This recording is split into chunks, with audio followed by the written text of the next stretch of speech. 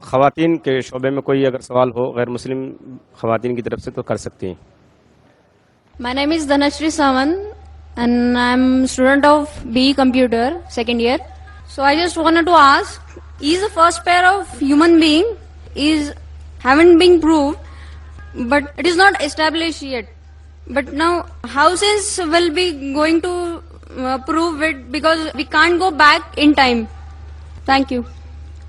میں نے سوال پوچھا ہے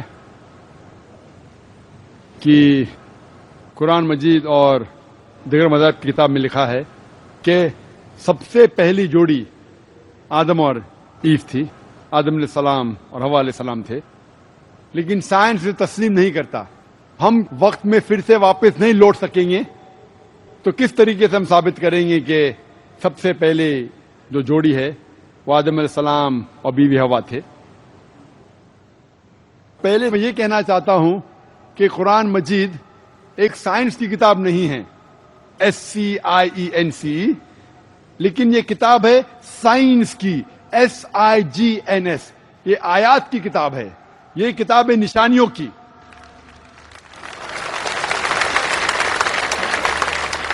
اور قرآن مجید میں سب سائنس کے فارمولا نہیں ہیں، لیکن قرآن مجید میں 6000 سے زیادہ آیتیں ہیں، 6000 سے زیادہ نشانیاں ہیں، اور اس 6000 میں سے 1000 سے زیادہ الحمدللہ سائنس کے بارے میں بات کرتی ہے. اور میں یہ کہنا چاہتا ہوں کہ سائنس اتنی ایڈوانس نہیں ہے تو میں کیوں قرآن مجید میں ہر بات پہ عمل کرتا ہوں.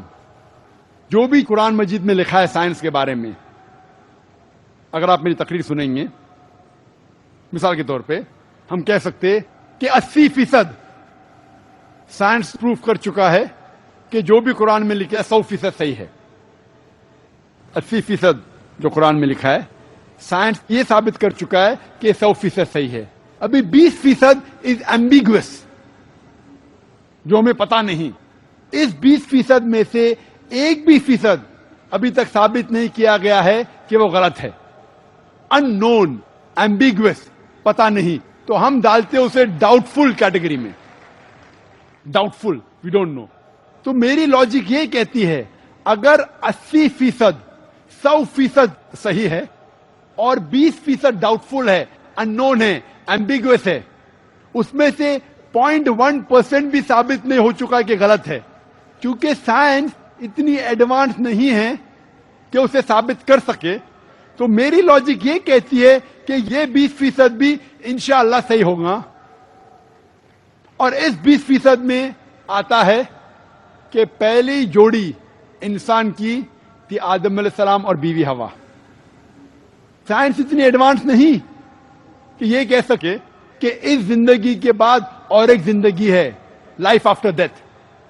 آخرت کے بارے میں سائنس اتنی ایڈوانس نہیں.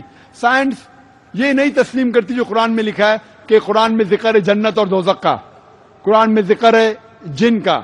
سائنس اب تک اتنی ایڈوانس نہیں کہ اس کے بارے میں کہہ سکے کہ یہ صحیح ہے. تو بہت سی چیزیں جو قرآن مجید میں لکھی تھی 1400 سال پہلے، اکثر چیزیں سائنس تسلیم نہیں کرتی تھی. لیکن آج سائنس ایڈوانس ہونے کے بعد، سائنس ترقی کرنے کے بعد 80% سے زیادہ ہم یہ کہہ سکتے ہیں کہ سائنس آج تسلیم کرتی ہے کہ 100% صحیح ہے. انشاءاللہ ہو سکتا ہے کہ 50 سال بعد، 100 سال بعد، 200 سال بعد سائنس یہ بھی تسلیم کریں گی کہ جنت ہے، دوزخ ہے، جن ہے، اینجل ہے، اور یہ بھی تسلیم کریں گے کہ پہلی جوڑی آدم اور بیوی حوا تھی.